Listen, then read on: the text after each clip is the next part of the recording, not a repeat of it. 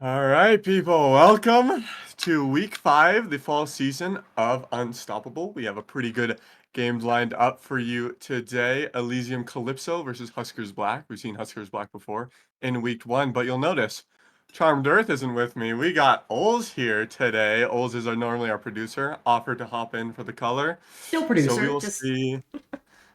Still producing. Just doing double duty today, but yeah. We have the drafts up shortly. Hopefully we get that started soon, but let's talk about a little bit of these teams. Maybe Ols, why don't you talk about the record of these two teams? yeah. I mean, this is an Elysium team that has been doing pretty well. They're 2-1 so far. Their only loss did come to Stunned. Stunned right Mm. now, of course, on top of the world, 4-0 in that division as the draft is getting started here. Huskers Black, on the other hand, 0-3. They are still completely winless, and if I am remembering correctly, they have not picked up a single game. Now, this is the lower of the two Nebraska teams, of course. Mm. The other Huskers team is currently running the other division of Unstoppable, but for this second team, who potentially some of these players are looking to be promoted to that varsity squad, they've got to step up. They've got to start hitting their marks. Yeah, you said it great. We've seen Huskers Scarlet tearing it up. But Huskers Black yet to find their game, trying to find it here, and it's going to be a struggle against this Elysium team. It's going to be a real struggle. These bands so far looking pretty good. We see a Viego and a Belvath that is very targeted towards a toasted bagel, which I think is on Huskers Black. Maybe I have this backwards, but Yes, it Bagel and does seem Belvath like are the Huskers hyper is on carry blue. characters. All right, Huskers on blue, which means they're really scared of a toasted bagel with those hyper carry characters. So we'll see how they do without that. Kaisa locked in. Kaisa is a pick for both bot laners, so it's good to get that locked in and ready to go for your team. Huskers Black. Now Ornn in the top lane. Ornn, he's pretty good. You know the upgraded items feel good. He just needs to just keep his He doesn't even need to have a lead. He just needs to not really get the other top laner to infinity and beyond. Yeah, exactly. Ornn's one of those champions where you can just kind of forget that that side of the map exists as the jungler. And SG loves to play these tanks, has a bunch of Cho'Gath, a bunch of Mhm. Cassante, a bunch of Mundo already on this split. And it hasn't been more than a few weeks, right? So, with that big love of this class of champions, we can expect a lot of comfortability here and potentially even some wins in lane to make that lack of jungle pressure feel even more impactful as Elysium redistributes Study Brains' time across the map. Yeah, they're looking to just hold that top lane down. Hui locked in for Naysayer.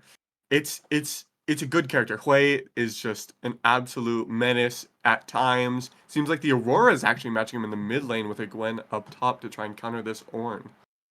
Yeah, I'm always a fan of the Hui. I think it's one of the best in class for the artillery mages. And of course, a lot Mhm. of these players in the Plat Emerald area do like the Vel'Koz as well. They like the Xerath. Of course, lots of big names that we've seen across the amateur scene that will pick those champions again and again. But I think Hui has a lot of comfort for many of these players as well. But this Zed coming out, is this a Zed jungle, do you think, Milkshake? I think this I mean, it really seems like there's one place it can go, and that's in the jungle role, which is going to be crazy to see. We got Duddy Brains on the Zed, which I haven't seen too much of in terms of their matches, but they have quite deep pockets. So the Zed is probably a deep comfort pick. Is there any world in which this way is going other than mid lane? APC, it could be the Hui PC. I've seen it a few times. Hui is just, I mean, it's a artillery mage. It's a you can play him APC. So Zed could take over this mid lane. It would be interesting to see Chaser on this role when they have so many of just these attack speed ADC games under their belt.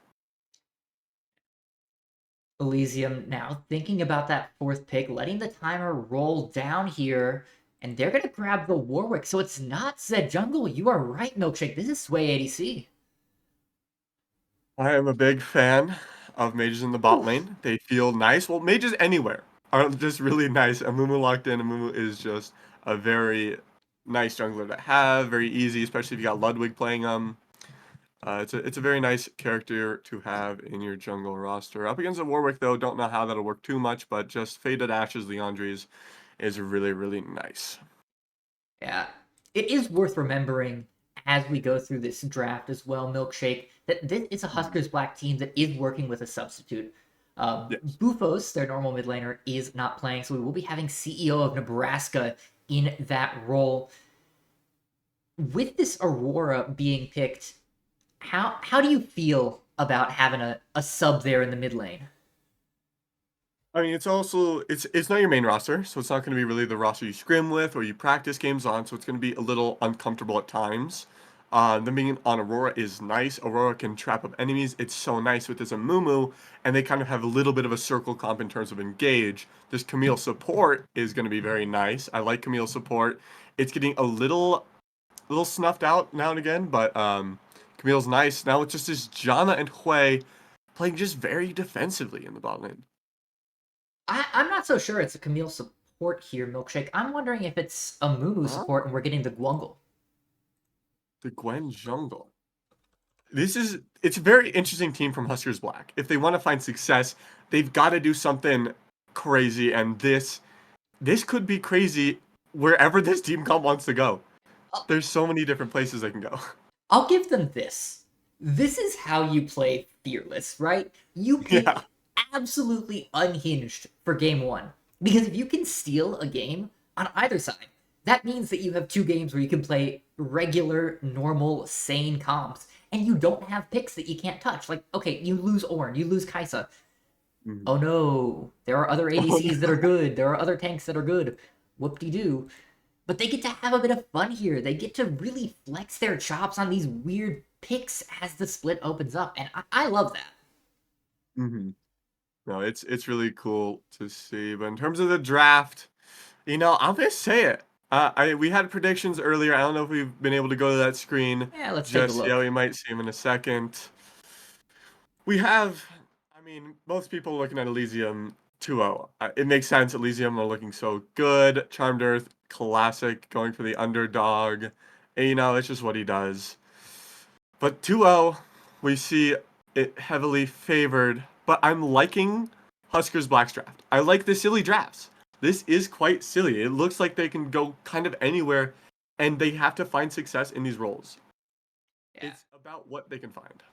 absolutely. They've given themselves opportunities, even if the opportunities are a little bit strange. Camille Hmm. is a playmaker. Gwen is a playmaker. This Kaisa has the ability to pop off, has the ability to run the table, especially with that little bit of dissonance that she can throw in with the ultimate, with the E, to try and throw off these very melee characters. She can really do well. I just wonder how they're going to be able to work as a unit against a Hmm. team that has a lot of disengage and a lot of disruption of their own. Yeah, it's gonna be hard to find their way into this game and just into a team fight. But I mean, we'll just have to see how that goes in the Rift. But until then, relax, kick your feet up, take a little break. We'll be back with you in about 3 minutes. The spectator delay. But once we get back, we will see you in the Rift.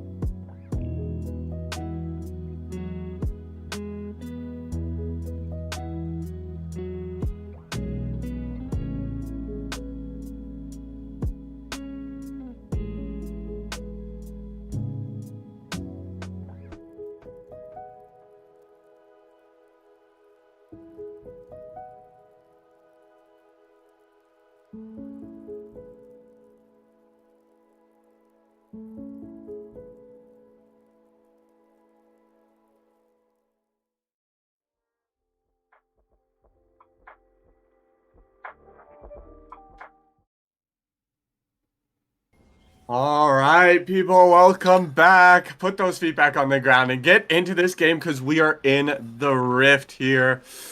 And this is going to be an exciting game because if you look, that Ornn has Smite. Yeah, this is not the way we expected this draft to go by any stretch of the imagination, and especially not from Elysium here. Milkshake. What Mhm. can you talk at all as to what could possibly convince a team to make this kind of draft choice this early on against a team that they should be using as kind of a tune-up game? It's, maybe they're limit testing. I think that's what I have to chalk it up to in my own brain, is that they're testing something that maybe Study Brains has checked in a custom game. I don't see too many Ornn games on their U.GG, so I don't know what's going on in the sense.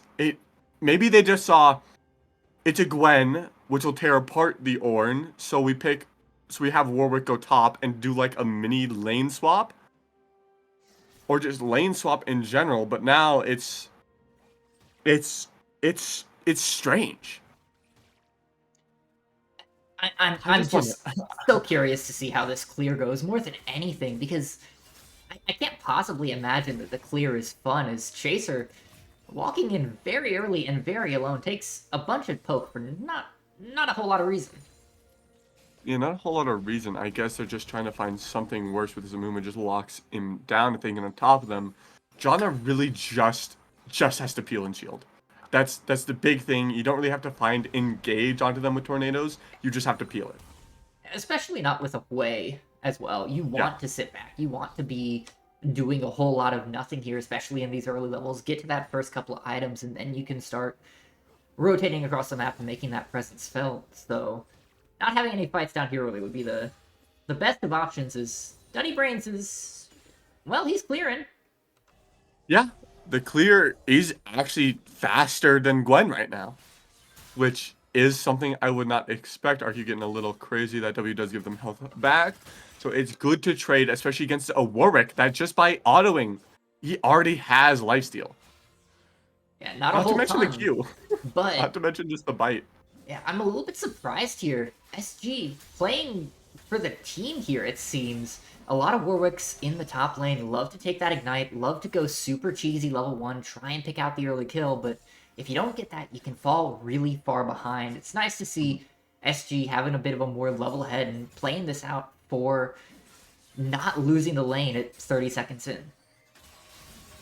That Yeah, being you said, say that, but it's looking like it's already somewhat of a loss. As they turn that? That's just Warwick lifesteal. I was talking about that bite. The Q gives him so much health. Just as early, I didn't think it would be that much to ignite. Toasted Bagel here trying to secure something on SG. But that health is stacking up and they can't find anything. Having to ghost away now, don't have flash. Looking for some kind of help as Ornn is here to try and shut them down. They smite away the rift. That's not a rift. That is a scuttle crab. yeah, the Rift My Scuttler. apologies. The rift scuttler, yeah. He gets there at some point. That is just a fumble in the top lane. I mean, I guess SG is showing they can understand Warwick's kit. Because Yeah. that was just a crazy turn. Yeah, talking about limit testing, that was right there on the edge, Milkshake. Absolutely no room for error in that fight, and played beautifully by the Elysium top laner. Very close, very good attempt by Arcustorm. Even with the Ignite, though, it's just not enough to cancel out that healing.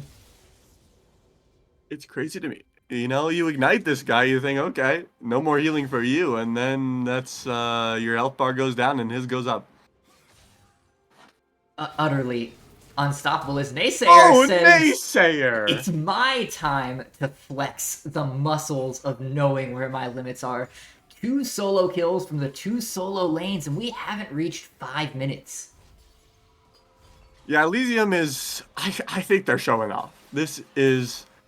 I mean, it's so insane what they did in the top lane. Now finding a kill in the mid lane uses both sums, but that's still just a solo kill in the mid lane.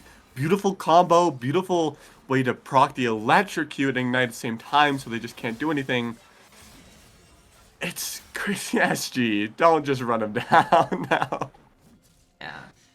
To be fair, Oh. Zed is one of those champions that doesn't super need the flash or ignite once you hit level 6. You're more than capable. Is in the bot lane. Chaser Oh. flashing to pick up the Word. kill here. We didn't even get to see what happened. Yeah, that's just a little bit of over-aggression, I suppose, from the bot lane at HB, and paying for it with another free kill gifted over to Elysium. Yeah, this is looking a little doomed in the early game. We'll see how they have to pull it around in the mid game with this crazy comp. Camille's putting a lot of pressure though. And does have the level lead for now, as SG does pick up that Oh. level 6. Orin is in the area, but not going to overpush the hand. No, does get pinged out as well. As there's 3 members, they might try and dive on top of them. Orn in a rough place now, tries to dash away, flashes to the Warwick, so they have some kind of buddy system with them. The bandage toss goes a little wide, and they're able to walk away for now. I just realized, worst up here, the death might have actually been intentional because that gave him a great back timer to get up here, help support a toasted bagel in getting these grubbins, and with the numbers advantage, it's going to be very difficult for Duddy Brains and co to contest this in any meaningful shape. Oh, the top lane's looking a little rough. Camille has no mana, as we see a little fancy combo from Naysayer using that ult or a headbutt in that little pillar in front of them. But they find a kill on a Mumu, but they don't get any grubs for it. Yeah, that's still not a great trade if you're Huskers Black, but at the very least, you're starting to build towards what could be a win condition, because Arcustorm on this Camille is a great split pusher. You can sit a Camille in the side lane and basically be untouchable. If SG is elsewhere on the map, it should be very possible for them to get plenty of gold, plenty of pressure here, and bring back the space of this game for the team if they can get to those 4 or even 6 grubs. Yeah, they have the TP. Well, they don't actually have a TP advantage. I told a little bit of a fib. But it might actually be Elysium that has a TP advantage with this Ornn having Unsealed Spellbook, so they're able to have TP and try and match if they can. Naysayer going in again and again on CEO Nebraska. I don't think I've seen this Aurora have more than half health at any point in this match. Oh no, Bandage Toss. Relics is in a bad spot. Call of the Forge.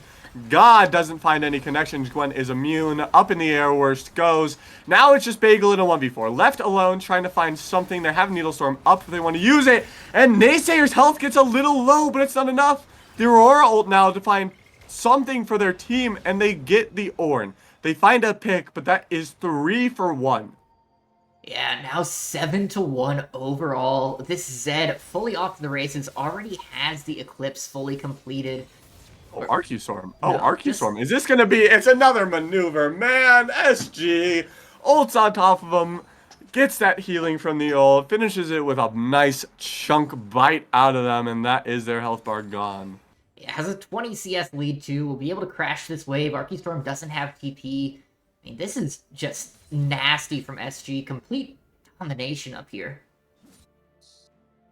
Yeah, it's already looking so doomed for Huskers Black. They have such a little... They don't even have a lead. They're 3.4k gold down already in the early game. It's not even 10 minutes. Okay, Milkshake, let's bring it back for a second here. They're in a rough spot. Yes, they're in a Arcustorm rough- down pretty badly. Toasted Bagel hasn't been able to get a whole lot in the early game in the jungle. Not surprising. Gwen wants to hit that level 6 anyway. CEO Nebraska a fair bit behind. Egoist and Worst can't find a foothold. Where does Huskers Black bring back this game? Because we're not even at the 10-minute mark. This game should be salvageable. What's the path? It's salvageable. I mean, they really just have to split push, it seems. Oh no, They not have CEO the- Nebraska. Oh, no, not Nebraska. Actually missing a little bit of the combo. CEO Nebraska weaving a bit, able to dodge that combo. Oh, Egoist, that hurts. Curse of Sad Mummy isn't even available. Would have been great there. Would have found both of the ADC and support, but that's just doomed. They just... Okay, I'm Huskers Black. We have 3 of the Void Grubs. I'm Gwen. I'm playing for 6. If we can get 6, then it's just split push simulator. Arcustorm on Camille is so insane at hitting these towers and pushing them in. So you have Nebraska's insane wave clear as well to push down and get to these towers in the first place. So they just need these void grubs, and then they just need to split push. SG now being Oh, ganked here by SG. Toasted Bagel, but there's a TP coming in from the Ornn. The Ornn TP, we saw it. Calling in the Forge God, finds the knockup. Warwick ult on top of it. Locked in place. Arceustorm falls. Who needs good jungle passing? Who needs gank timers when you have a I'm there button? And that's going to be the grubs secured here, taken away from a Toasted Bagel. It goes from bad to worse, my friend. That Ols. You asked me what I thought, and I said you need the Void Grubs. Now that they don't have the Void Grubs and we see Naysayer getting a little fancy, what does Huskers Black need to do now? Oh, man. You're starting to get a little rough because I agree. I think that split push mojo was the win condition here for the side of Huskers Black. I think the next best opportunity, if you are this blue side team, is continue with the same idea. You want to split push. All right, that means you're pulling apart Elysium. You're making them move between lanes. You're never going to win a team fight. You have to find odd-numbered fights in transition. You have to pick off one or two. Find Duddy taking a camp a little awkwardly. Find Naysayer trying to move between lanes. Find Relics moving to help with these objectives and get the picks. Preferably onto Egoist. Preferably gold into this ADC's pocket, as SG is just saying, this is my lane. Oh my, Warwick hurts that Bork tearing apart Camille. I don't think it's particularly likely, right? It's very difficult if you are Huskers Black to bring this game back. But if you can find those little picks, the little bits of gold here and there, you can start chipping away at this league and potentially force Elysium into making worse decisions. Yeah, I think that's a good point to bring out. If they're able to capitalize on mistakes and just play safe for now, it's winnable, but that is a stunned mummy. And talk Bonk. about a sad mummy. You're really sad when you cannot move. Man, it really, this feels so demoralizing for the Huskers. You just want to get out of lane phase. It's SG now being run down. Ult comes out from Camille, but Camille's already down to under 300 health. Camille just barely surviving as Bagel picks it up. They find a great shutdown. That is a lot of gold in the pocket of Gwen. Gwen can tear apart these units like Warwick and Ornn, so it's good to have gold on them. That shutdown as well is so nice. Naysayer looking for a little... Huh? That was like frame one. Worse trying to secure it. Curse the sad mummy. It is going to be able to take it, but I don't know if you want your tank of Mumu to have that gold. Look, at this point in the game, you just need gold to be on the team. Yeah. That's your goal, is for somebody to have enough money to complete their items. So it's nice to see Naysayer picked up. It's nice to see the shutdown going over. It's better than the alternative, which is him getting out. Yeah. But, man, Nebraska was half health, and you blink, and they are not. You can't even exist in lane. You've got to start thinking about perhaps having Worse sit there full time. Yeah, it's a Zed. There's quite a head. Relics in a bad spot, forcing the Monsoon to push him back. Able to get away, but that's Monsoon forced out. Now a team fight for Huskers Black is looking promising if they can take it.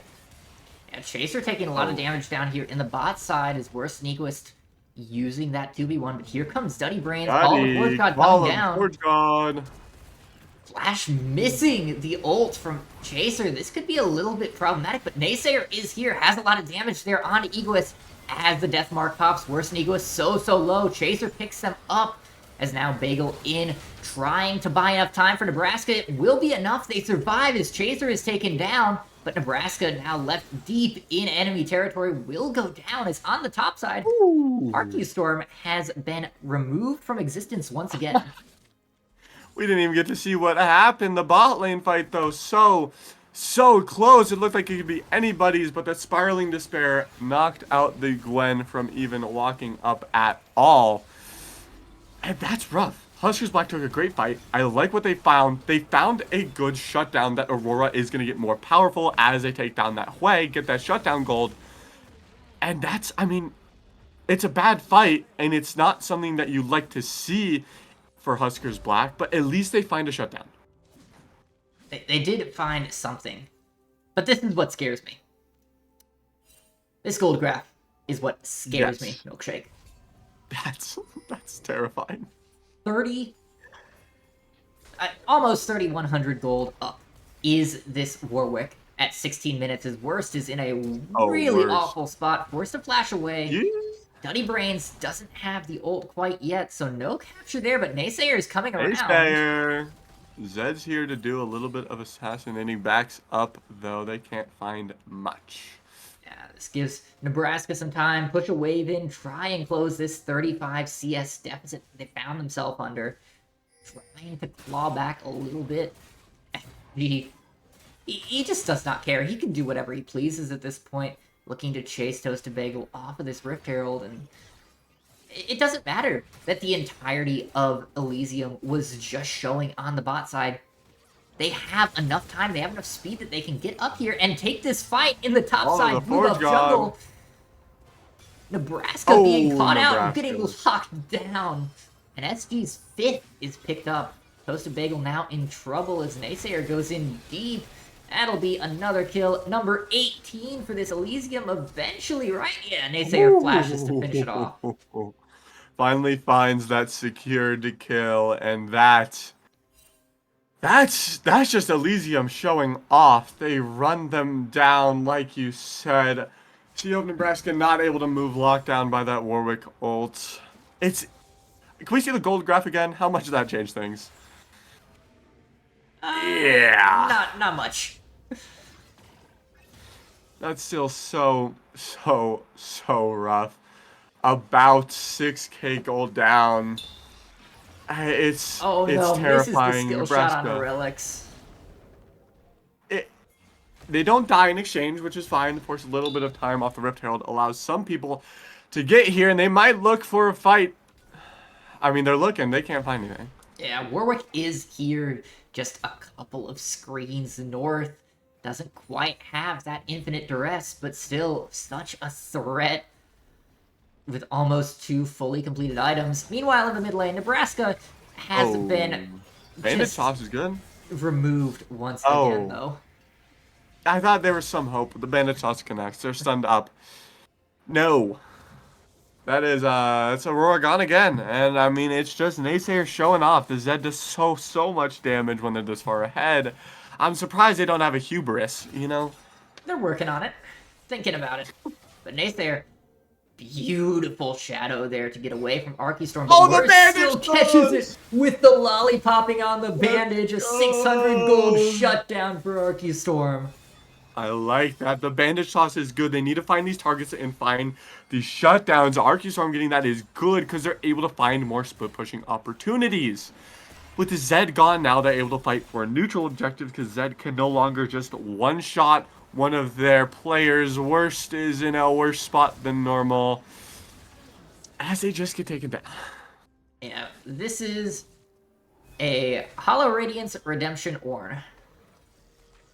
That's fun. Yeah, those are some OP items to have on a jungler, not just a tank as well. Trying to find Chaser, though. The ult comes down. Chaser's in a bad spot, having to force them on soon to keep them alive. And how is that man alive as the Spiraling Disperse doesn't even get used, but they just chase down and find the picks and turn the fight.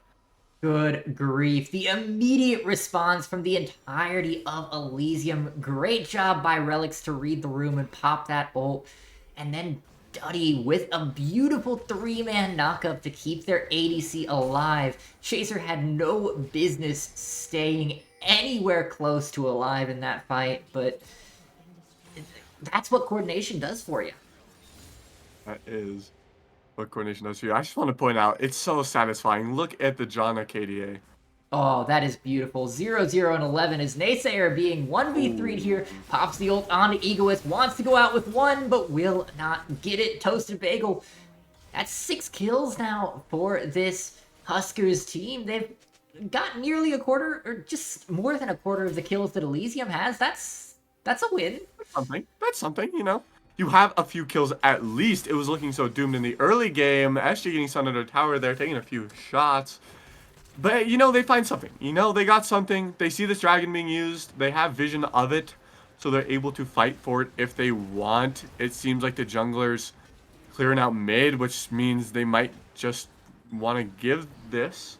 Worst is up here very aggressively, considering that Toasted Bagel is nowhere close, but this is a very slow Drake take from Elysium. They don't have a standard ADC, so they don't do much damage, and they will be odd-numbered here, as Zed is very far behind on the rotation. Ornhorn coming down, though, they want this fight. Yeah, they want this, but CEO Nebraska finds a nice lockdown. These two, they find the dragon as well. Chaser forced to flash away. Worst is looking low as they're just kind of running down. Duddy Brains is tanking so much damage. Nebraska low. Naysayers here to sweep up the target. So is SG. They lose the dragon, which, I mean, that's a dragon. That is a dragon for Huskers Black, which is nice to shut down these neutral objectives. But that's also the Baron. Yeah, this is the problem.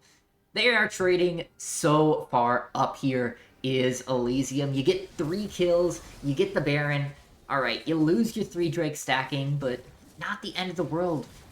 This Huskers team is so far away from Soul that it does not matter. And with Baron now, you can really choke out the map, make it impossible for them to contest the next Drake. I mean, I would almost be surprised if this game continues beyond the Baron buff timer. Yeah, I'd be really surprised, but it's just... Now you have the Baron down. It's harder to split push because these lanes are just going to be put in. Huskers Black, they found picks before. They need to find it again, but they killed this Warwick and Ornn. I mean, it's an uphill battle. Yeah, absolutely. And this is not, by the way, a tanky Warwick. This is a Warwick with Blade of the Ruined King and... Stridebreaker. Stridebreaker, yep. Sorry, I lost it for a second there. That is no tank stats. That is full, just dueling prowess. And SG is still unkillable.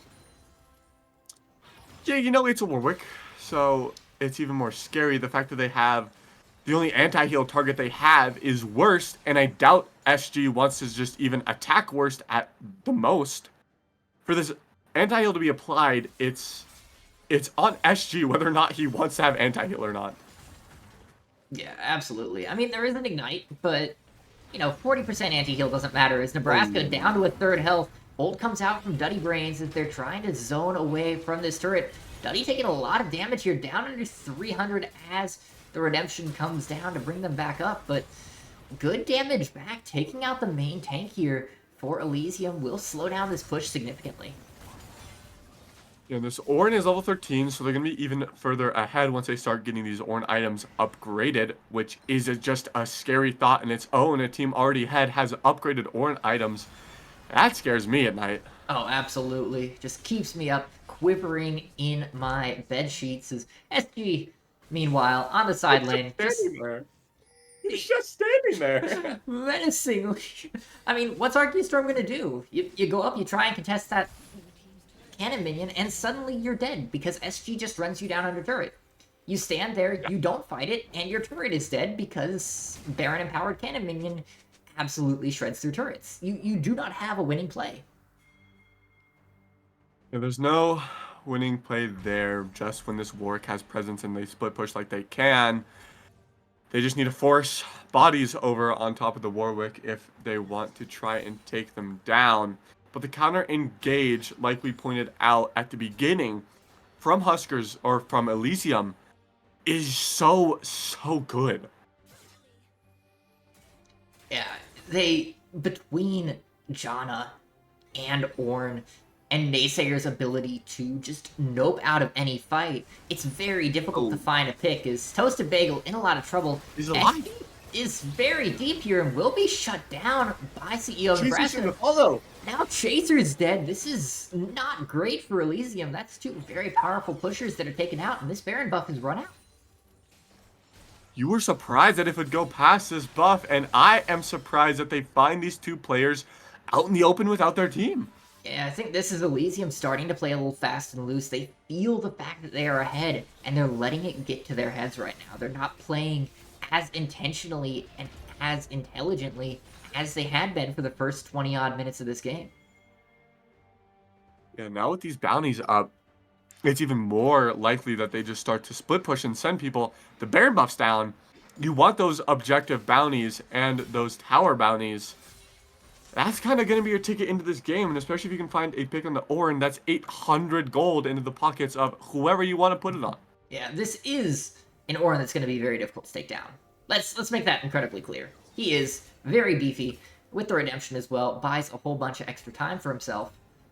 But if you can get that gold onto Egoist or CEO of Nebraska, you're feeling great right now. Yeah, but it's hard to take a long fight because of the unending despair is going to give them health, I think, every 5 seconds. So that's going to be health on top of just having a Janna on your team with the Echoes of Helia. That's going to heal up. It's going to deal damage. Now, this is a Dragon 5v5. Potentially. Warwick's here on the back line. That's Naysayer's in on the back. Naysayer trying to find a pick of their own. SG tearing it up alongside. This Dragon's still not gone. Duddy's just taking it. Yeah, Duddy finds the take. Chaser's a little low, but the enemies are even lower. RQ Storm, Nebraska, worse. A triple kill for SG. Those two remaining members are low, and but the Pentagon stolen by Chaser. That's mean. That might be game. I think there's a chance if they want to keep pushing in that they can find it. But if they want to go for this Baron, which is up in a minute, just to make sure they secure the game, they might do that as they just look for, I think, an inhib on this bot side. Yeah, it's only Arcustorm and Egoist for another 5 seconds, so this inhibitor should fall. Not a whole lot of intent to try and stop this from Huskers, going to clear the mid lane instead, so will be a very easy inhibitor and should be plenty of pressure for this Baron. Question is, who do you let back? You have to leave Arcustorm there, but you know he doesn't win the TP fight against SG. Yeah, SG is a scary, scary presence. I mean, in terms of how to match him, SG, you just need 2 people. You need this anti-heal on him and applied. I don't know if we can look at what this anti-heal has done in terms of if it's actually anti-healed at all. The anti-heal from Worst? Yeah, from Worst, that Bramble. Yeah, that's only 227. That's just a Janna probably shield.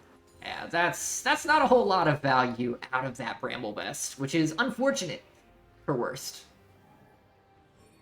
Yeah, you need to see someone else with anti-heal. I'd like to see the Aurora with the anti-heal, because that ult can hit so many and apply the anti-heal to all of them.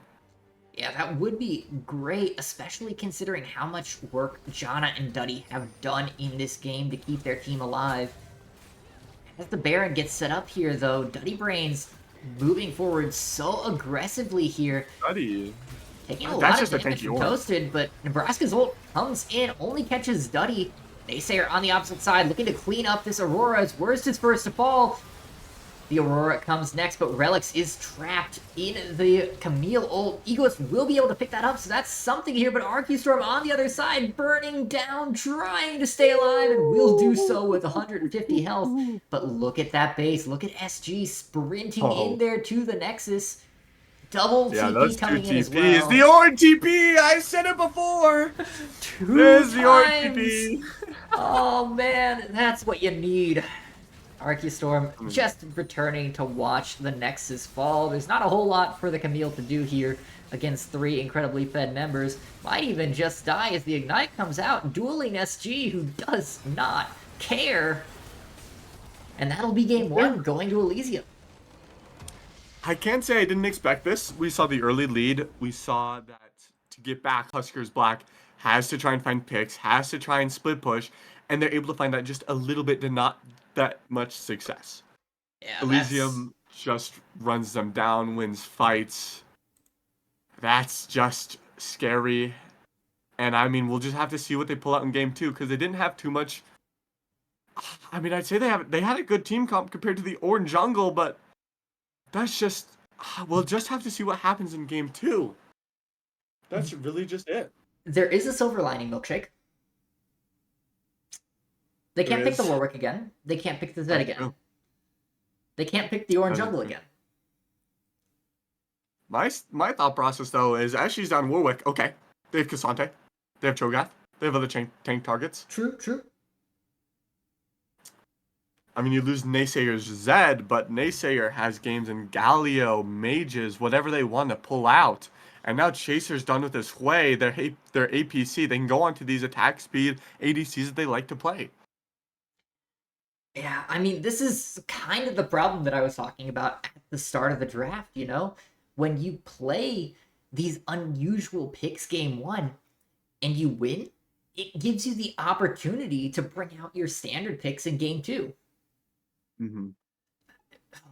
It's scary to see, but we'll just have to see how draft 2 for game 2 goes. So sit back, kick your feet up. We'll be back momentarily as we get this draft set up for you guys.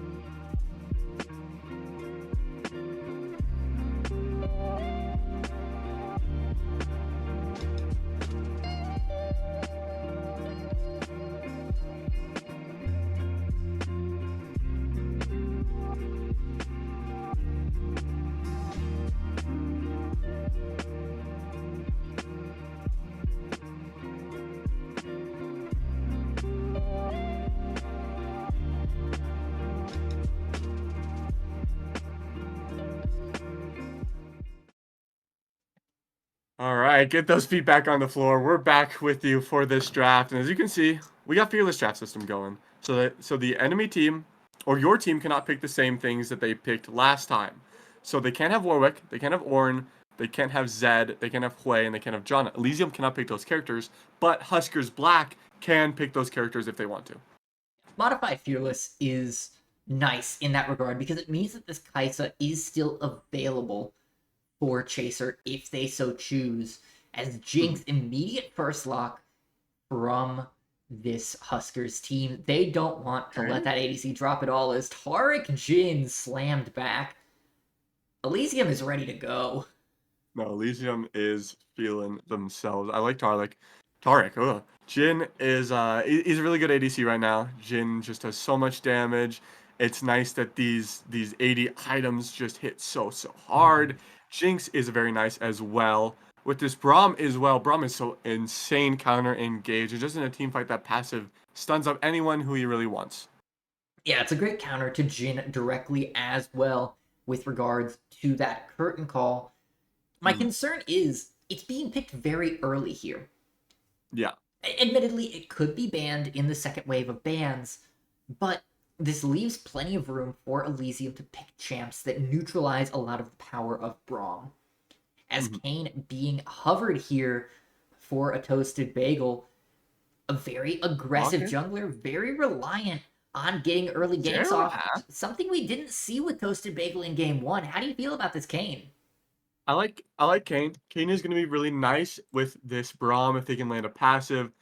Kane is good. On top of them, they get stunned. That's good. Junglers like to path the CC. Braum has quite a lot of it. Now with True. Xerath being locked in, Xerath and Taric, we don't see too much Xerath mid lane. We might see it pulled out now. I'm just scared we're gonna see something crazy from Elysium again. I'm You scared. know, Tarek is a jungle champion. Uh, that is true. Gems shine It, brightest in the dark of the jungle. And Xerath's support with Jhin sounds like an incredibly obnoxious long-range champion team. yeah, it's insane poke. I don't know if they want to play it into a Braum with the shield, but it's still just an insane poke if they can land it. Jace now being played. This is something we've seen Yeah. SG play quite a bit. They have a lot of Jace games, so that's going to be something they can lean on in the top lane. Yeah, very comfortable. Has a lot of the same dueling potential that Warwick does, albeit not as much survivability, but can Hmm. still take those one-on-one fights and win very handily against most every champion because you can pick your range so easily. Mordekaiser are being locked in potentially for Huskers here as the counter up there. Mordekaiser just seems like a stalwart. In every league, there will always be at least one Mordekaiser game every week because the Hmm. champion is just so darn consistent. I guess this is a Seraphine mid. I don't love Seraphine in the mid lane too much, but we'll have to see how they pull it out. Like you said, Mordekaiser. I mean, even if he goes 0-6, he can just isolate a target in the ult. Yeah, Like it's absolutely. it's still something they can just rip if they want to. I don't know what else Elysium wants to pick here. I mean, they have a top lane, a mid potentially. It's on the A tank? jungle. Maybe they run a Taric jungle. Yeah, a tank. If they want to just slap a tank in the top lane, maybe move Jace to the mid. Pull the Galio in the mid lane, make the Sierra support. That's true. Naysayer does have quite a lot of Galio games.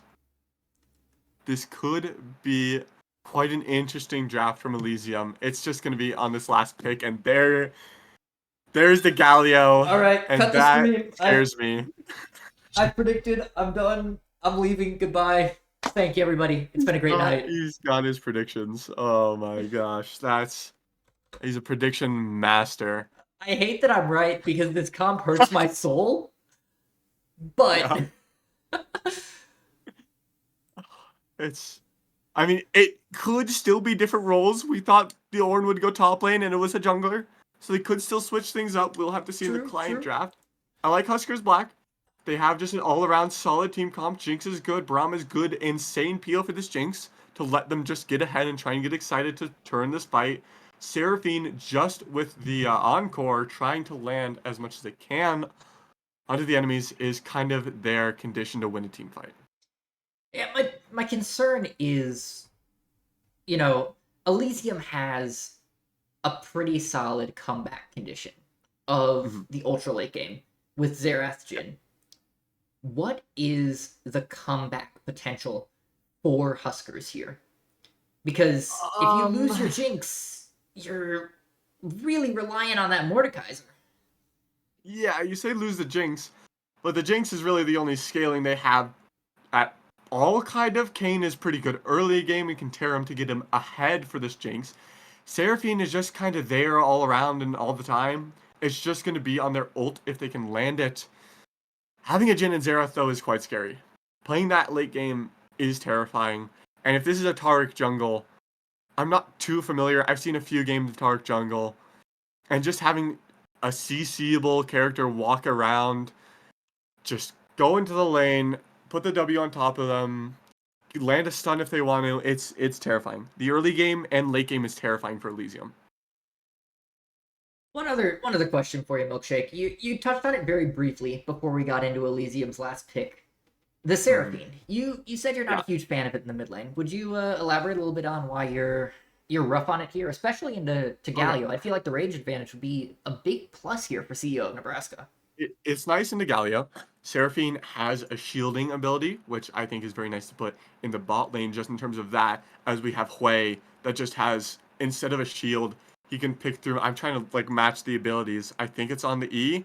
No, it's on W.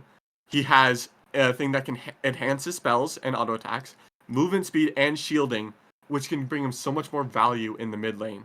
Seraphine, they have a nice shielding and healing, so they have a lot of sustain. Galio is going to be a big target to go against, especially with that, he just has an MR shielding. I just like to see something with a little bit more, I guess, damage in the mid lane, especially if they have a Mordekaiser and a Braum. I don't like Seraphine too much, but I think it's going to be alright into Galio. If they had another mage, I think it'd be rough, but into Galio, it's alright. Fair. Very fair. We do get locked in here in client, and we are seeing for Huskers, it's going to be Mordekaiser, Kayn, Seraphine, Jinx, and Braum in that order. For Elysium, it's Jace, Taric, Galio, Jhin, and Xerath. Once again, very unusual, very unorthodox on these picks, but these are champions that this team is comfortable on. Yeah. Oof. Let's switch gears here for a second and talk about the Kayn. Okay. Because Yeah, Kayn. I feel like Kayn almost is, well, okay. Kayn is always torn between forms, but I feel like it's going to be a little bit difficult for Kayn to get red form here.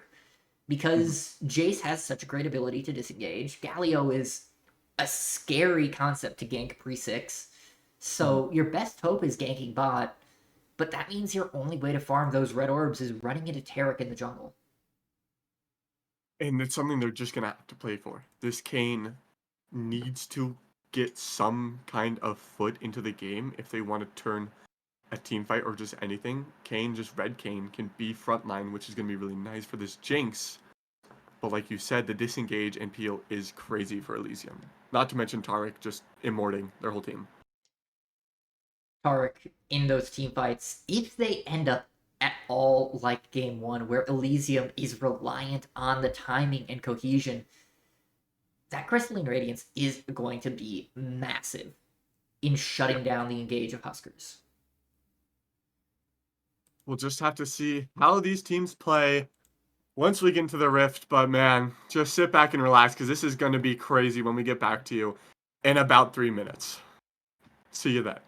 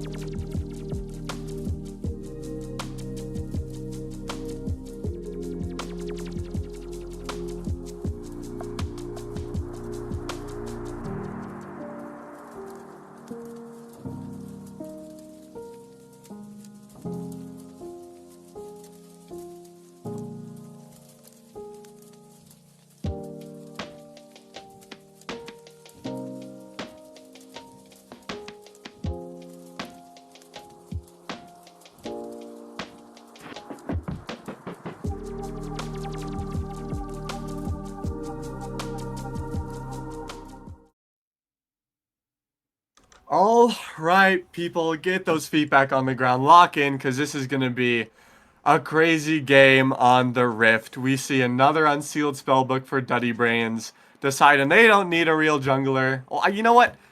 They make these junglers look like real junglers. So they are just... I'm not going to comment, because they are playing their own game, and it is working. Yeah, in that last game, which had enough solo kills to make anybody jealous, Duddy Brains still managed to have an incredibly high kill participation rate. That is a sign of a good jungler. Doesn't matter what you're playing on, if you can feed gold and experience and kills to your teammates, you are doing well. So by that metric, Ornn is the best jungler in the game. End of story. You know, that is the rationale we need over here at Unstoppable. There's nothing too much else that is striking my eye. You know, it's for Huskers Black, we saw it. We don't see anything crazy. We just see the only crazy thing is Duddy Brains on the Taric. But I do want to comment on one thing in this mid lane matchup. I said I don't like Seraphine. It's Sea of Nebraska. They're a sub. They have to do what they have. But it's pocket pick against pocket pick against this Galio who is the mid laner for their team. So that's scary. Yeah, just knowing the difference in comfort playing with this particular competitive group is a potential source of concern. But that being said, outside of simply being hands checked a couple of times on against the Zed, CEO Nebraska played quite well on the Aurora. So I'm hopeful here that we'll see something good from them. Yeah, I'm hopeful indeed. Sea of Nebraska could turn up if they want. That Chaser stunned up, trying to find a little bit more damage onto Egoist. That Ignite is there to force him back. We don't get to see what happened. We just see Chaser's health bar is getting low. Yeah, fights all across the map as level 2 is hit. Nobody having any chill as this game is getting big. Egoist very low, down under 100. The barrier at 7 health. Oh my god! The barrier is there, and I think it saves them just in time. Actually, no, because they had their health bar. They mistimed it. The barrier doesn't take any damage. That's unfortunate. Ego is taken so low. That is Jhin and Xerath right there. Yeah, and just an insane amount of poke. Great read from Chaser and Relics too, to not be afraid of continuing to aggress after that fight. Taunt lands on a CEO Nebraska. Good electrocute, but still, Naysayer taking the worst of those trades as the Seraphine, with the range advantage, getting it on the backside. Yeah, I mean, we commented on a nice dodge from Arcustorm there. A little fancy footwork. This wave is massive, crashing under their tower. They need to try and pick up as much CS as they can. We talked about it a little bit, that comfort ability. It's looking good for Seraphine. You know, they're finding poke when they can. They're taking a little bit, but it's all right as Toasted Bagel has a great ganking opportunity here. Yeah, however, Especially with them going in. Nebraska's out of mana and very close to out of health. This is quite dangerous. Naysayer flashing away. The W lands, and Toasted Bagel looking to get the chase down. The dodge doesn't go into the bush, and Bagel secures first blood. And we were talking about that red cane. They're going to have to find the melee games when they can, and that is a great opportunity to get some red points. Yeah, a little bit of over-aggression from Naysayer, not respecting the fact that their health bar was so low, and what happens? You get burned for it.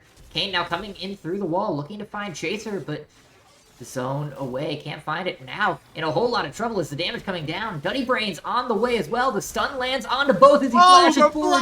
And Bagel down under 100. Worst trying to zone for the team as the zap lands to slow up Chaser, and that will be everyone surviving. Duddy Brains, though, already prepared to stunt on this Taric. Yeah, stunt is a fantastic word. The flash engage finds 2 is insane, but like I said, the Brompeal is there. The zap is there to slow him down. It's really good to see this team comp working how I imagined it. Yeah, and Huskers doing a much better job than they did in Game 1 with keeping things contained in the first 5 minutes. By this point last game, both solo laners had a solo kill. The Warwick was already well and truly off to the races, and Naysayer was prepared to start finding dive after dive. This time, though, Naysayer having a much rougher time, is up double CS over CEO of Nebraska, but that kill difference and this health difference has made it much more difficult. Going in here, though, flashed Oh! away is that taunt. Now Toasted Bagel Oh, in to toasted try bagel. and cook somebody else. Nebraska is going to go down here potentially. Oh, No. this is clean. This is Huskers Black performing so much better than the first game. I guess they just needed a warm-up game because they are tearing it up. This Kane is getting the red points ahead early. And like you said, it was scary to gank a Galio pre-level 6. And even after level 6, it's still scary because you need to ult away. But they are doing a fantastic job finding them and punishing these mistakes. Yeah, it's significantly less scary to gank when the Galio is being so disrespectful of the poke that's coming out. CEO Nebraska, for all that they are struggling to farm, has done an incredible job of managing the health bar of Naysayer. Both times that Toasted Bagel has come in, they have come in knowing that the health is so low that there is no real fight left in the Colossus. And that is exactly what you need to do. Set up for success. They're playing it so perfectly. The other part of this matchup that's been a little bit more Huskers Black favored is how quiet Duddy has been. Yes, he did get that beautiful flash double stun in the bot side, but it didn't result in any kills. Duddy hasn't found any objectives yet, is losing the fights here down a level. This is potentially very dangerous. Yeah, and Toasted, not to mention he's getting a little low, so he has to back out, but he just farmed so much red points. We were talking about him. Now this Galio in. This is an engage. Encore hits 2, but I don't know if it's enough. Chasing down CEO of Nebraska. They're stunned up. Duddy now being engaged on by RQ finds the kill in the death realm. Now they have to deal with SG and Naysayer at the same time, finding that ult, stalking them up. SG able to just find the kill. That is an Elysium team that is tired of what Huskers just did to them. Yeah, you know, I said Duddy wasn't getting any real activity out of this game, and even in that one, he was getting engaged on, he was losing the fight, but he bought enough time for his laners to respond. Still not ideal. Losing out on the Smite fight, being down on Toasted Bagel in levels, in farm, in pressure, but still, at the very least, continuing to do their job, feeding gold into the laners. Yeah, it's something that Duddy, you pointed out at the beginning. They just put so much gold into the other laners. You called Orin the most meta jungler now. They just put up a performance no matter what is going on in the game, no matter how it's looking, they find these opportunities, especially with Unsealed Spellbook as well. It's just a masterclass in the jungle. Absolutely. Game now starting to stabilize just a little bit. 3 kills to 3 as Naysayer going in. Duddy Brains pretty close here, but will not follow up on this gank. They are potentially going to lose Drake here as Toasted Bagel looking to sneak it out from under the nose of Elysium. But that is a scared Kane and walks away. Duddy sees the health bars low, so knows Kane was here at some point. I think the vision is perfectly blocking this control ward, but it's giving them perfect vision of the dragon so they know that they're taking it. Now this is a rough team fight. Yeah, Taunt coming in, finds 2, Toasted Bagel and Worst locked up. However, the Drake is stolen as Bagel rather goes down. Relics now low on the backside of CEO Nebraska looking to find their way in, but Egoist already forced to flash away. Worst trying to zone, trying to buy space, will manage to get their ADC out, but at the cost of their own life. That's 2 more kills in exchange for the first Drake. Yeah, that's Elysium looking in a little bit better condition. Lose the dragon, but win the fight. It's something that they kind of developed a little bit when there was a fight for the dragon in the first game.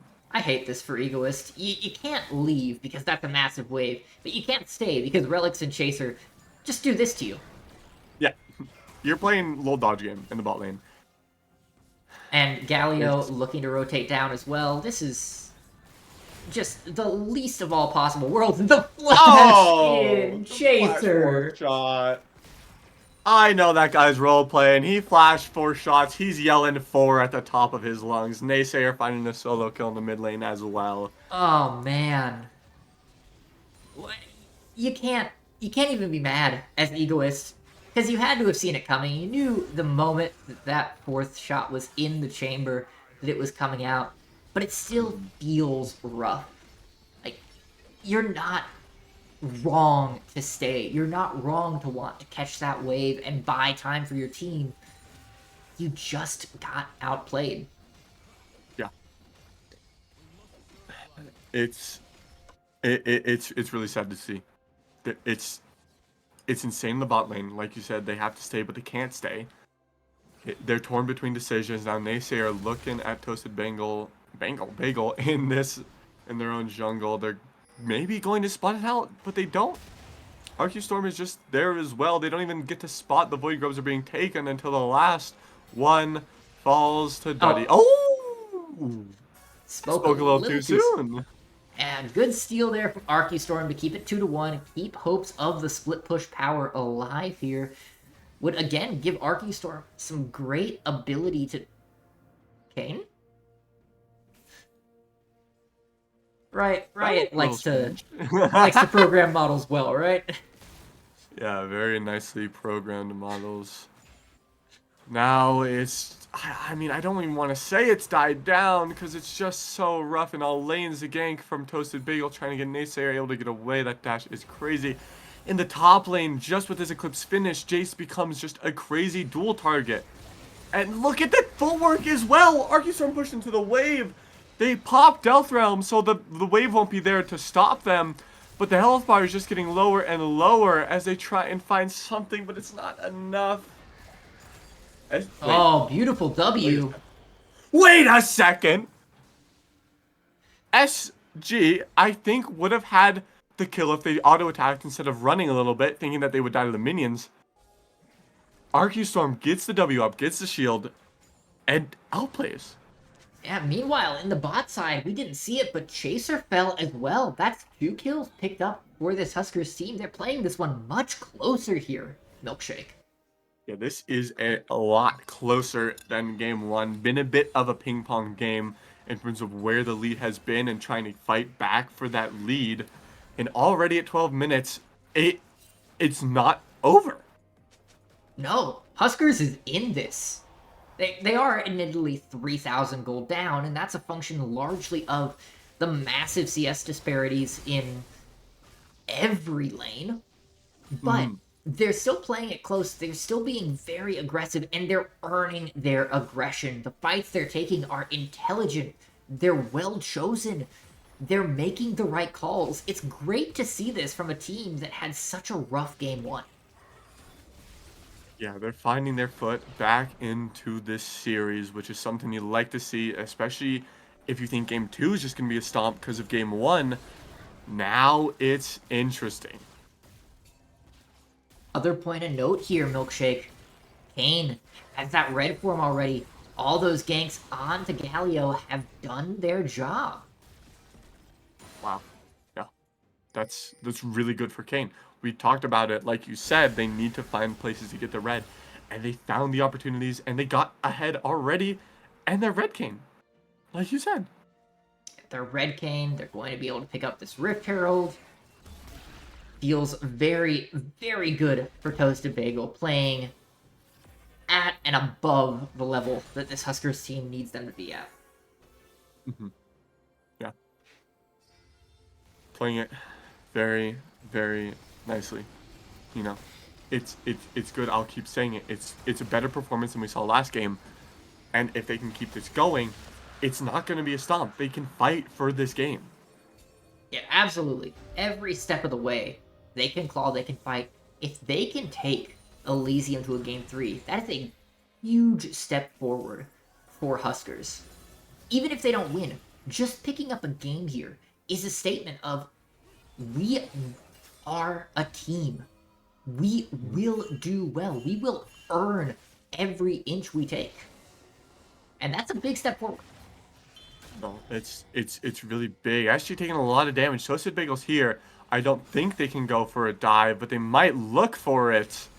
Yeah, Tarek is running up, though. Yeah, Tarek's here. Spots out Kayn, so they know something's going on. SG is here. Naysayer's here. They have to back up for now. They can't do anything in the top lane. Yeah, good roam, good awareness from Duddy and Naysayer to read the map and see that Toasted Bagel was likely to be up on that top side, but this is the downside of the Jace. Yeah, he's a great duelist. Yeah, he can bully just about anybody, but if he starts taking damage, then he's very vulnerable. He doesn't have a lot of those survivability stats that other duelists have at the top side. Mm-hmm. Yeah. It's good. I like this. I like how this is going. This is it. It's an somewhat even game so far. It's just the CS and the gold that needs to be picked up a little bit, but the fights look somewhat good for Huskers Black. On that note of CS, this Huskers team is a team that's struggling to CS in these standard lane matchups. We are out of turret plate timing. At what point does this Huskers squad start to look to change lanes, as Naysayer, looking to find a gank onto Egoist and Worst, is very far ahead of the rest of the team. TP coming in from CEO of Nebraska. Taunt lands onto Worst. Worst goes down without even using the E, but Bagel is here. Nebraska is here. Arcustorm is going to be here very shortly. Duddy Brains is down. Naysayer very deep in and very, very alone. The shutdown comes through, and that's going to be a 2-for-1 in favor of Huskers. That is a good fight for Huskers. It looked doomed, looked like they were on top of them, and Galio just overextended it and they punished. It's something that they just have to do, and we pointed out at the beginning of game 1 that one of the opportunities they have to do is look for mistakes and try and punish it, and they did it perfectly there. Absolutely, they're gonna get likely mid-turret here off of the Rift Herald charge. Should have just barely enough damage to take this. However, in the top side, SG was able to get one of their own as Egoist getting egoed.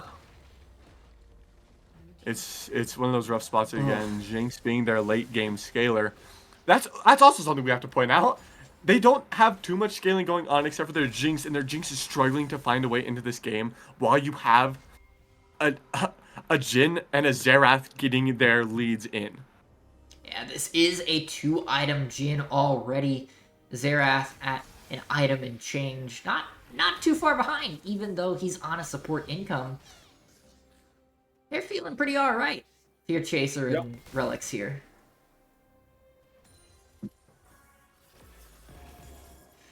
I like support items. These support items have been really nice. Celestial Opportunity, I think it is. That shield item works just like Crown used to do for mages, so it's going to be good for this Braum who can try and frontline. And the support item for mages is also really nice. It offers them more poke, more slow. It's nice. It's nice to see items for supports not just be, you get a couple hundred extra gold, you maybe get a little bit of mana regen. Good luck. I like that Riot has given supports more agency. Worst feels like they have very little agency right now, though, as they are taken down to under 400 health, and we're CC'd the entire time. Yeah. That's instant of you can't move, and it's rough. They try and Glacial Fissure, so they can't find anything else with it. And that's fine. Now Naysayer looking for CEO of Nebraska. The dash doesn't hit. Flash over the wall. Toasted Bagel is here to fight now. Is Worse and Nebraska are here to try and find Naysayer. And I mean, you don't really need them, but giving a kill to Nebraska will help them get somewhat of a lead in. Yeah, and I really gotta say, I'm a little bit disappointed in Naysayer's play this game. They've been so hyper-aggressive and just unaware of the locations or the timings of the rest of their team or the enemy team. They need to know that you can't split push when you've got nobody in response range. You can't move up that far when you don't have vision. But just not respecting that at all. Yeah, it seems like Naysayer kind of playing without headphones a little bit, as they don't really have too much of a communication, it seems, with their team, as we saw earlier, when they just went in without their team. Yeah, looking to clean that up perhaps in the second half of this game is a second Drake claimed for Huskers Black. Now just 10 minutes away from a potential Tech Soul. That's a very strong Drake when you're staring down a Seraphine and Jinx. Lots more slow, lots more lockdown, and Toasted Bagel looking to Toasted find Bagel. Chaser here. Chaser is doing a good job of dodging. Heal Barrier gives them so much health. Duddy is here with the TP to fight for their team. It's not enough, though, as they get taken down. Now here comes Naysayer from the heavens. SG finds a pick, and now they're getting back into this game. That's pretty good. Naysayer now in the Death Realm. Arcustorm finds the pick. Arcustorm soon to follow his team into the gray screen. That's a pick for them, but that's 4 for 2, which gets this Jhin and Xerath even more ahead. Yeah. Worst, luckily for them, is surviving at least, so it's not a full wipe, but the amount of gold in SG and Chaser's pockets is incredible. Jhin going to be very, very close to that third item already at 20 minutes, feeling so strong right now, as Egoist still struggling to put together enough gold for their second.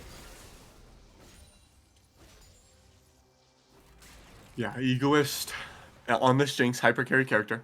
You need to get them somewhat of a lead to get them into the late game nice and sound to secure the game. But this Jinx is just being dove on. And it's so hard to find this Jinx in the late game if they can't get to the late game and if they can't survive in the late game. That does beg the question, you know. Toasted Bagel doing incredible on this Kayn. 5-3-3, has been everywhere, has been an absolute menace in the early game. At what point do you stop focusing on carrying and start focusing on getting that late game carry ahead? That's a big question. Yeah. I think it's just going to be a switch they have to flip at some point, at some time in this game, when they decide, okay, I've gotten far enough. We need this Jinx online. And admittedly, Naysayer flashing on Nebraska, missing the taunt, finds a knockup at least. That's a lot of health gone. TP, though, coming in for Arcustorm, denies Nebraska. That's the flash gone off of Naysayer.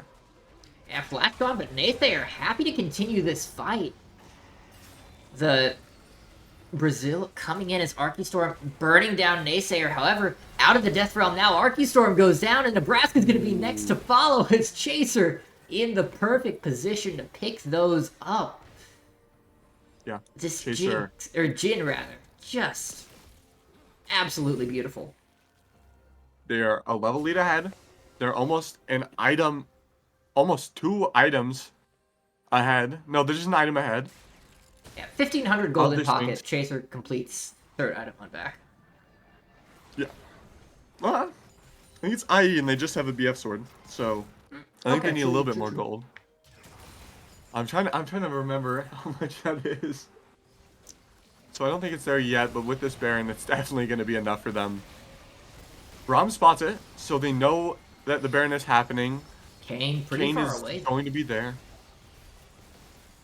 SG pushing him off as much as they can. Naysayer's here on Toasted Bagel to force him away. Super Mega Death Rock, I think, give vision on the way, so they see the Baron health bar. They know the percentage. Toasted Worst looking for is something. down. Worst is gone, so they don't have a big engaged target anymore. Naysayer's trying to force him off. I think a Toasted Bagel just kind of wins that fight. They're turning on to Naysayer. They're kind of forgetting about this Baron, but Toasted Bagel is here at the exact time he needs to be. It's But they stolen! don't find it. It's stolen! Wait, no, Kayn does find the steal. Kayn finds the steal, and I think they They have might to get out find most of now. the kills.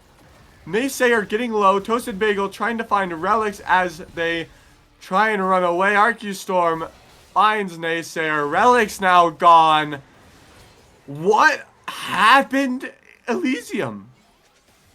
You cannot leave that up to the Taric. The Taric does not have the damage to confirm that smite. That is absolutely insane. The entirety of Elysium pulled off. They left nobody there to do damage to the Baron. And that gave Toasted Bagel so much time to disengage from Naysayer, to buy the space they needed to get over the wall. I think Duddy was dead before the Baron even fell. How in the world, if you are Elysium, do you let that happen? I don't know. We see that the Jace is very healthy. I don't know. I'm trying to like remember. It's like when you just ate breakfast and you can't remember what the breakfast was. I'm trying to remember where the Jace was in the fights where they were able to just have so much health when they could have gone in and find just any damage onto this Baron. That is a dragon though, so it's 2/2 for dragons. With this Baron buff up though, they're not going to be able to find too much. Yeah, the gold difference is only 3,000, so they can't just slap around Huskers with the wallet. This is going to stall out the game for another 3 minutes. Unfortunately for the Huskers, they did lose Drake, so no worry about Soul here in the near future. But Elysium unable to push, now going to be on the back foot for a while. This is a great chance for Huskers to take some turrets, get a little bit of gold, get a little bit of pressure, close the gap, and feed into Egoist. Let their carry begin to carry. And that's something they really need to do. They need this hyper carry to get online, which they haven't. They need to play for this hyper carry, which they haven't. They really just need to take a fight with their hyper carry. Yeah, absolutely. And admittedly, right now, Toasted Bagel is doing a great job of carrying the game. If they can end the game on the next couple of pushes, they don't need Egoist to be relevant at all. The problem is if they cannot finish immediately. Oh. They care. Pine Seal, Nebraska now has to deal with RQ Storm, who just slaps and takes their health bar away.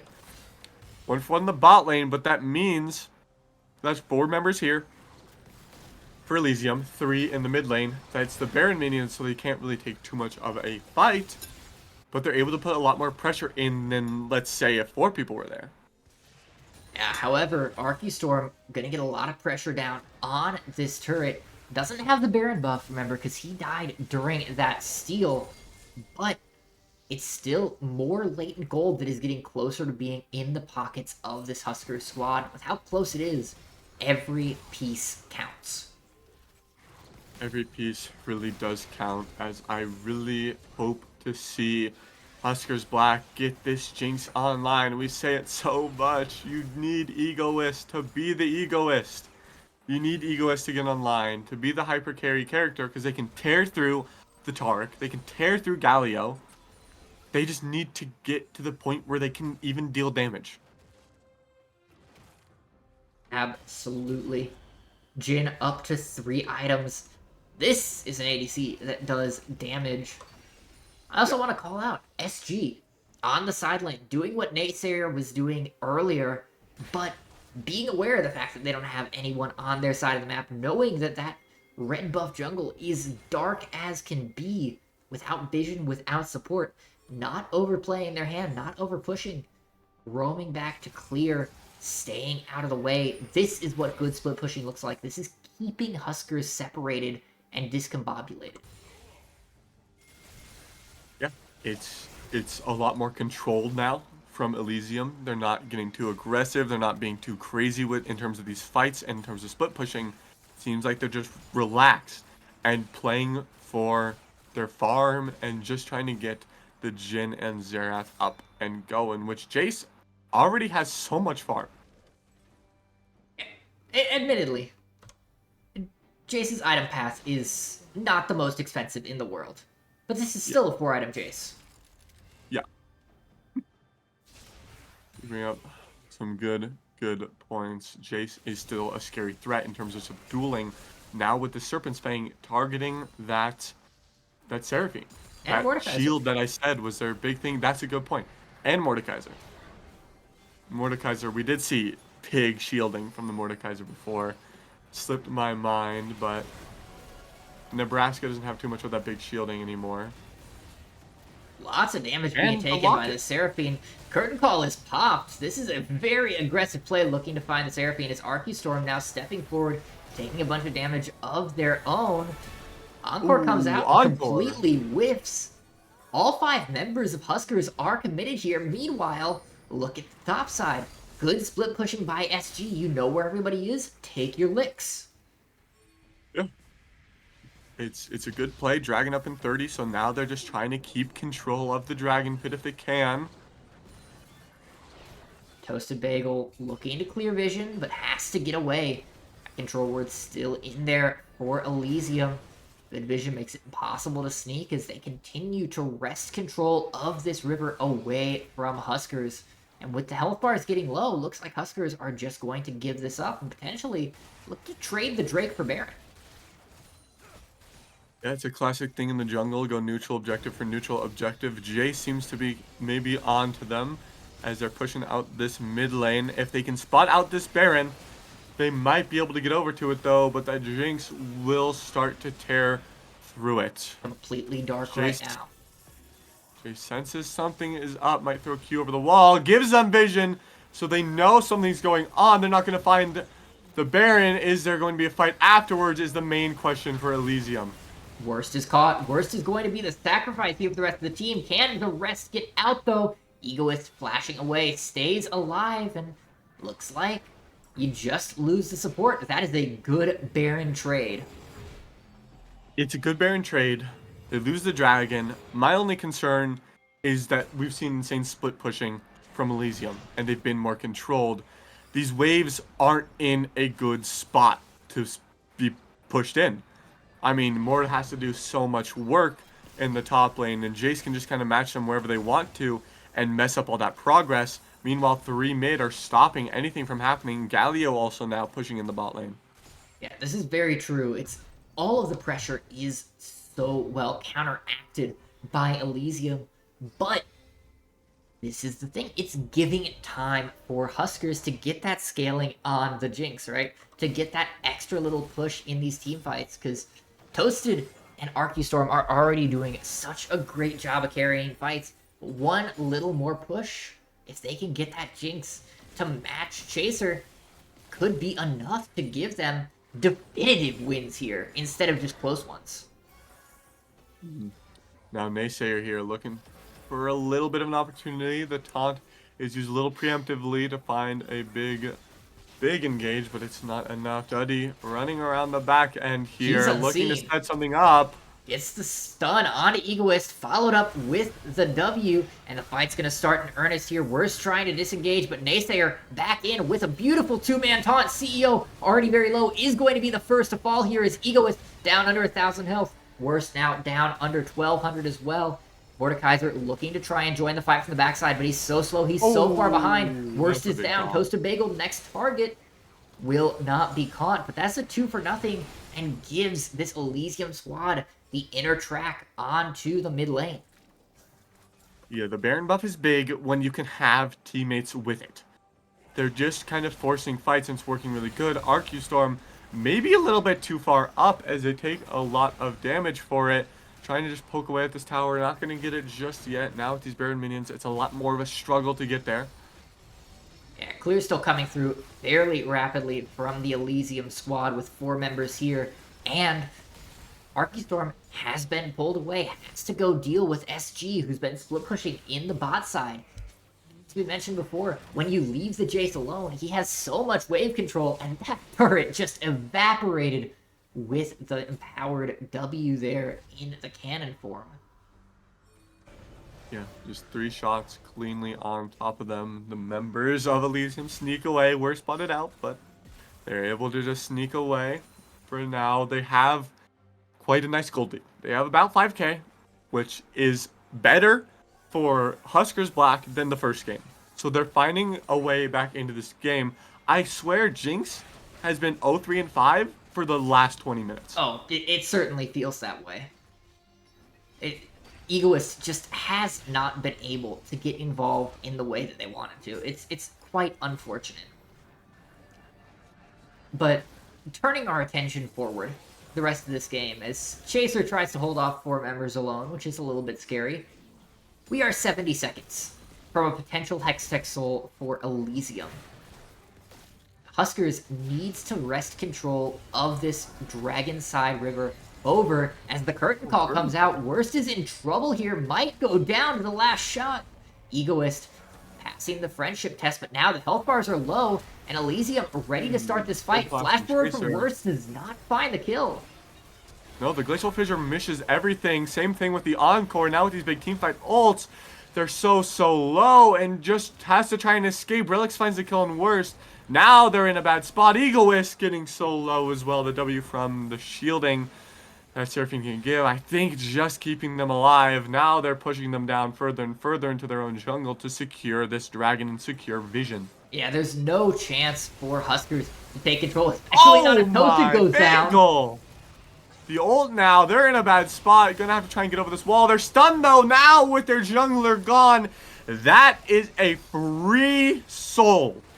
Oh, they might not even Oh need the no. soul. They're Oh picking my off Nebraska as god. well. Oh man. This Elysium team locked in. They were tired of what Huskers Black were putting up in this early and mid game, and they just locked in. No more mistakes, clean, calculated team fights. Full credit to Huskers. They played this game so much better than game one was played. They were controlled. They were precise. They were well organized. But they could not continue it forever. This Elysium team just had a lower floor, it feels like. And the game is not over, obviously. As long as the Nexus stands, there's still a chance. But it feels like as these neutrals begin to fall, that the walls are closing in. Yeah. Walls are definitely closing in now, setting up for a little bit of a murder bush scenario. Because the Baron's up, they know that they have pressure without even doing it. Now that SG shows, Toasted Bagel is in a rough spot. Taunted up, stunned, but that damage doesn't actually deal much to them. They have a Spear Vicious, they have an Eclipse, Ego is low. Trying to just stay alive is a struggle, especially with these targets up. SG now finding a kill onto Seraphine, able to just dive onto them, and they don't even need the Baron buff. Arcustorm dueling Naysayer in the Death Realm. Able to Zonia's Hourglass for now, but it's not enough to let them survive. That's an ace, and unfortunately, I think that's the series. Yeah, not a whole lot of minions here, but with all 5 members of Elysium alive, the turret just melts like butter. 20 seconds on the respawn for worst, and will not live to see it more than likely. Another 2-0 for Elysium, and Huskers, despite still not winning a game, it feels like they've got a bit of a moral victory that they can take away from this. They did. They locked in on the second game. They played a lot better, especially against the favorited team. We've seen Elysium and just Elysium teams in general tear it up on the Rift. So the fact that they're able to put up a lot better of a performance in game 2 is insane and a good takeaway for Huskers Black. That being said, Elysium are your winners for today. They did take the series 2-0. The predictions were mostly right. So that's just Elysium putting up a performance, which is something they always do. They put a little bit too much emphasis on fighting in the early game in game 2, and they fell victim to mistakes, and they were punished pretty hard, but they locked in, stopped giving too many opportunities, and finished up game 2 calculated and cold. Yeah, absolutely. The question now becomes, as the series is over, takeaways for both teams. Elysium, I feel like that one's pretty simple. Long as you actually play together as a team, you are a very strong team.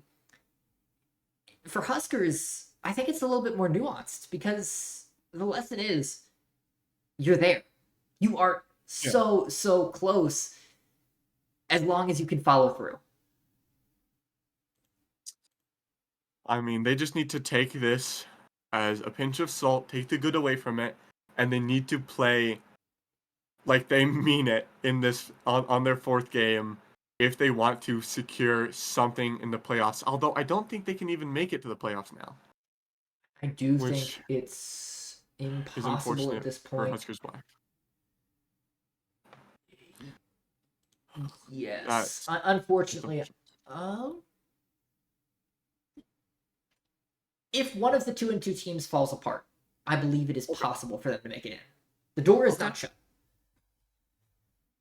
All right. Well, that being said, I have been Milkshake. Please thank Oles. Give Oles, I guess, a virtual round of applause, taking over the producer role, and just being a color caster as well today. So doing double duty, doing incredible work in general. But Ivan Milkshake, that's alls. We will catch you. I think I will catch you on week 7, but Risen will catch you on week 6. Until then, get ready because it's gonna be pretty crazy.